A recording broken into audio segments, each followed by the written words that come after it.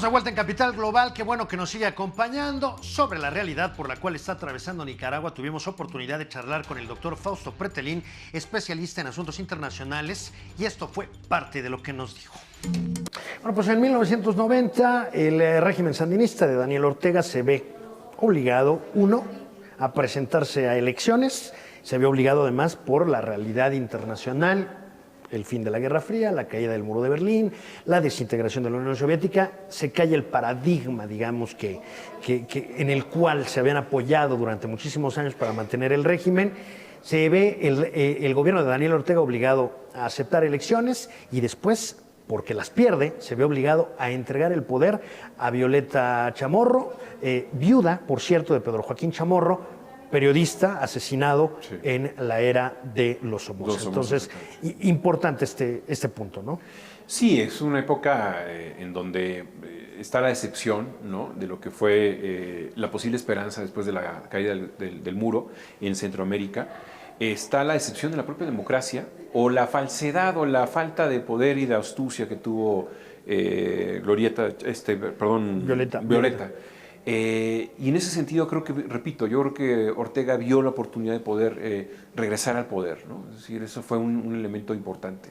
Y se fueron acomodando también las piezas porque... Y la región. En Nicaragua, bueno, vaya, tuvo un presidente impresentable, Arnoldo Alemán, al margen de su sobrepeso y lo que se quiera, o sea, además físicamente resultaba... insoportable. Los niveles de corrupción a los cuales llegó Arnoldo Alemán, pues francamente resultaban inaceptables para cualquier población. Y entonces ahí comienza esta nostalgia por la Arcadia, ¿verdad? Esta nostalgia por ese pasado idílico, que en la realidad no lo fue, pero la memoria matiza, y por lo tanto el pueblo nicaragüense, pues comprensible o incomprensiblemente en el 2006-2007, termina eligiendo nuevamente a Daniel Ortega y lo entroniza en el poder en Nicaragua. Sí, ese ya es un momento en donde uno se da cuenta que la gente, la sociedad en general, elige en muchas ocasiones a través del hartazgo, ¿no? O sea, yo creo que las condiciones sobre todo de la corrupción de un país tan pobre como Nicaragua, la sociedad vio que la oferta democrática no tenía los elementos saludables, esperanzadores que se había hablado, ¿no?, que los partidos políticos habían hablado. Y en ese sentido creo que encontró la enorme oportunidad de regresar a Ortega con ese halo de ser un santo, ¿no? Es decir, el milagro. La propia ideología, yo creo que fue la que revendió, ¿no?, un producto que ya estaba agotado después de la caída del muro de Berlín, pero tuvo la astucia de poder revenderlo, ¿no?, como algo nuevo, como algo que en esa región sí iba a funcionar. Yo creo que apoyándose mucho en Fidel Castro, yo creo que apoyándose mucho en ese papel que le tocó jugar a Castro de enfrentar a Estados Unidos, con esa astucia que siempre tenía, con esa preparación que tuvo, con esa audacia en donde iba, en Naciones Unidas o en los foros internacionales, tenía la capacidad de remover muchas emociones y de poner a pensar a la sociedad de que, ¿y por qué no? ¿Por qué no tiene razón este hombre, ¿no? De alguna manera tan pequeña la isla, de poder aguantar la presión de Estados Unidos y el embargo en particular. Y creo que eso fue lo que le vendió mucho a Ortega a los nicaragüenses, ¿no? Es decir, regresar como una especie de Fidel Castro, vendiendo la idea de que podían hacer algo juntos, expandir nuevamente su ideología y demostrar que Estados Unidos había fracasado en el intento de exterminar ideológicamente hablando estas ideologías, estos frentes, ¿no?, el Frente de Liberación. Eso fue el gran éxito que yo creo que tuvo, ¿no? Y además ideologías que habían demostrado su fracaso cuando fueron gobierno. Este fracaso quedó demostrado cuando termina la Guerra Fría, cuando la Unión Soviética cae, pero después viene un periodo en el cual la democracia y la economía de libre mercado no terminan por satisfacer las necesidades de la población. La población regresa a darle su confianza a un Daniel Ortega que, también hay que decirlo con claridad, desde que llega al poder se dedica a socavar las instituciones democráticas que, imperfectas si se quiere, existían en Nicaragua, y con la ayuda de un nuevo actor, estoy pensando en la Venezuela de Hugo Rafael Chávez Frías, pues comenzó a convertirse en un emperador de ese país centroamericano. Ahí se dan cuenta que de alguna forma unidos van formando una red, ¿no? Es decir, una red antiimperialista Ese es el discurso retórico, pero que en realidad lo único que iban a querer hacer es controlar el poder, ¿no? O sea, perpetuarse en él, es decir, renovar esta idea, la idea de que no ha muerto la Guerra Fría, que sigue viva, que sigue el imperialismo y que de alguna forma ellos tienen la fórmula para quedarse en el poder. Y ven en Hugo Chávez también como que el relevo de Fidel. De Fidel ¿no? Castro. Entonces, yo creo que sí se ve la oportunidad y esa es la enorme etapa de que Chávez, cuando llega al poder, sí hay de alguna forma una asimilación de una realidad sobre la pobreza en Venezuela, sí hay la oportunidad de desarrollar programas sociales que ayuden a menguar o acabar la pobreza. Y tienen resultados positivos. En un primer momento. En un primer momento. Y en Nicaragua también, nada más, doctor, aquí sí, bueno, yo lo pongo ahí a discusión, es como medio economía ficción, porque al final de cuentas, toda esa gente que se vio ciertamente beneficiada por programas sociales en Venezuela y también en Nicaragua, pues mucho era producto de la renta petrolera, mucho era producto, diríamos, no del funcionamiento real de la economía venezolana o nicaragüense, sino de un tío millonario que les estaba pasando una lana con la cual mantener el prestigio. Ahora el tío millonario vimos que ya se agotó y también estamos viendo los problemas que eso ha generado para el gobierno nicaragüense. La gran apuesta para Ortega era de alguna forma que Hugo Chávez tuviera éxito. Porque si Hugo Chávez tenía éxito, de alguna manera iba a ser, a la hora de ser aliado, iba a ser un gran beneficiado, ¿no? Del petróleo. O sea, a diferencia de Nicaragua, evidentemente Venezuela tiene una riqueza enorme y en ese momento la supo explotar muy bien Hugo Chávez. Yo creo que en el primer plazo de su gobierno, en el primer periodo de su gobierno, en donde transfiere los grandes recursos de la venta de petróleo a los programas sociales. Se dio cuenta que la fórmula era muy similar a lo que posteriormente también hizo Lula, ¿no? Es decir, cómo poder transferir estos recursos hacia el tema de la pobreza para paliarla, ¿no? Para acabarla. Eso lo convierte en tener bancos populares, ¿no?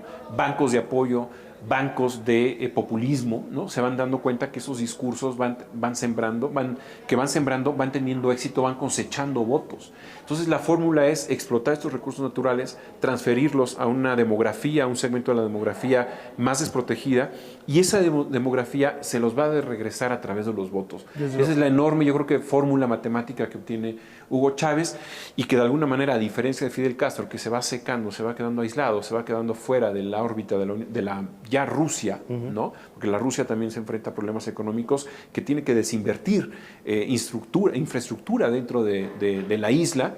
En el caso de Venezuela, de Hugo Chávez, se dan cuenta que la fortuna es casi infinita. Y ese es el gran problema que tuvo Chávez, creerse que la idea de que el petróleo se iba a quedar siempre a un precio superior a los $100 por barril, pues iba a ser el éxito para él. Pero la verdad es que no fue así, ¿no? No fue así, y con ello, pues bueno, el régimen venezolano de Hugo Chávez, heredado por Nicolás Maduro, está pasando las que está pasando, y también el régimen nicaragüense de Daniel Ortega, que durante mucho tiempo se vio beneficiado directamente por los petrodólares de Caracas. Ahora, pues vemos que después de la propuesta de una reforma de pensiones, surgen protestas populares que no terminaron con la cancelación de esta propuesta de reforma de pensiones, siguen ahí y exigen la salida de Daniel Ortega.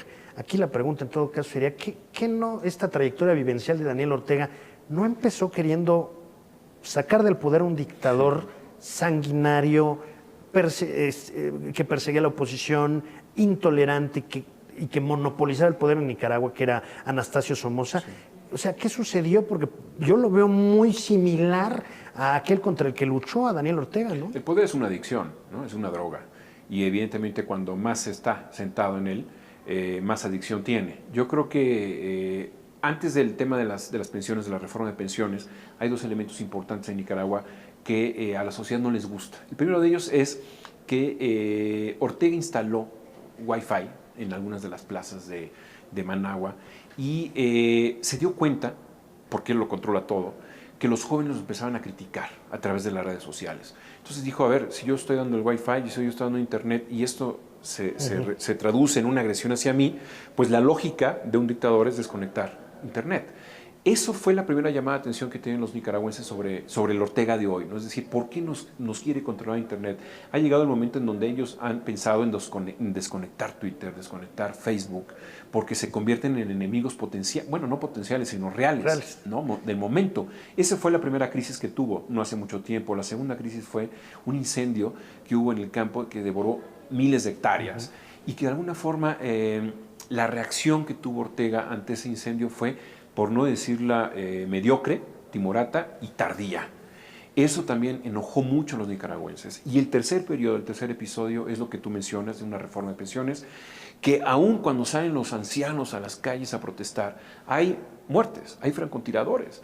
Eso de alguna manera pues llama también mucha atención a los nicaragüenses y sobre todo en particular a los empresarios. Los grandes aliados de Ortega en los últimos años habían sido los empresarios y ya no tiene el control, no tiene el vínculo con ellos. Los empresarios le han ido quitando paulatinamente su apoyo y esa es una muy mala noticia para Ortega porque quien da el dinero, quien tiene el apoyo ahí son los empresarios.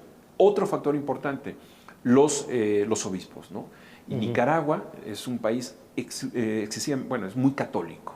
En ese sentido, los obispos se han sentado a la mesa a negociar con los opositores y con el gobierno y le han dicho en las últimas horas, señor Ortega se tiene que ir. Los propios principales obispos de Nicaragua, los padres, los sacerdotes le han dicho, esto no funciona, la gente ya no está, ya no lo soporta.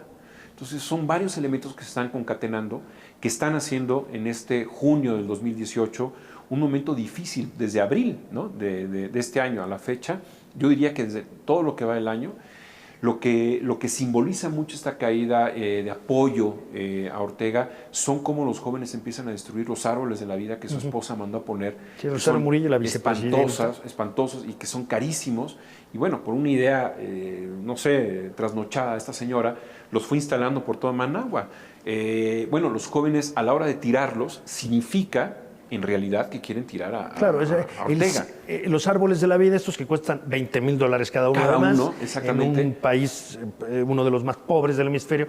Bueno, ahora, tumbar los árboles, pues queda muy claro qué es lo que está expresando la gente. Sí, y sobre todo la idea de que no quieren a la esposa, porque Ortega, pues bueno, realmente se sabe que quien toma decisiones en este momento es su esposa. Sí, porque ¿no? Además también esta cuestión, ¿no? Del nepotismo llevado al extremo más absoluto. Él es el presidente, ella es la vicepresidenta y que además, bueno, como fórmula se reeligieron a través de, pues diremos, una lectura constitucional bastante barroca, ¿no?